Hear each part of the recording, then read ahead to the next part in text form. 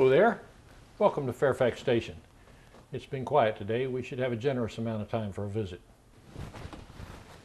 This is the office where messages for this place are sent and received, and much other business of the railroad is conducted as well.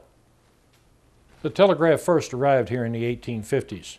Wherever the railroad line went, the telegraph usually followed.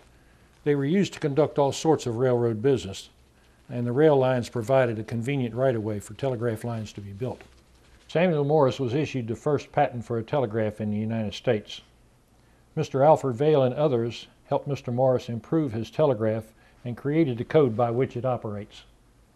The telegraph is a very simple system using an electromagnet where the message is sent by pushing a button on this sending unit called a key, where current flows from batteries in banks much like this battery through the wires to the receiving instrument called a sounder.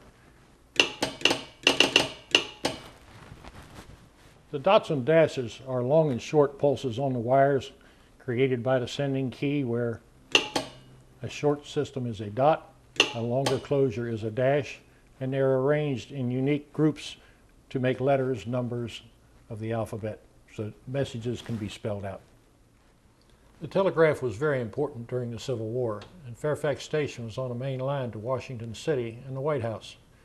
Most of the operators were very young. They seem to catch things on quicker than us older folks do. But why don't I let one of them tell you about it? I'm Andrew Carnegie. I began my career as a telegram messenger for the Pennsylvania Railroad. Many years later, I helped establish a corps of telegraphers to support the Union against the rebellious states. I came out to the field when possible to check up on our boys.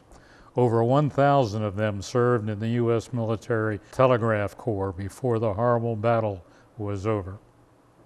They were out there getting shot at and did not have anything more than small arms to defend themselves.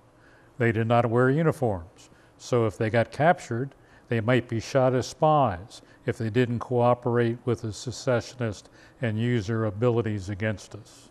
Our lads' fatality rates were as bad as those for regular troops. I was proud of each and every one.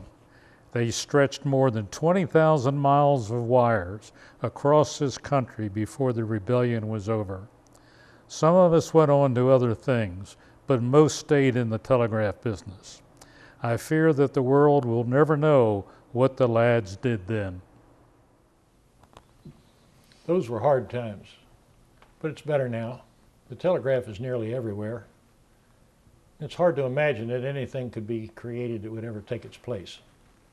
Thank you for visiting Fairfax Station. We hope you'll come again soon.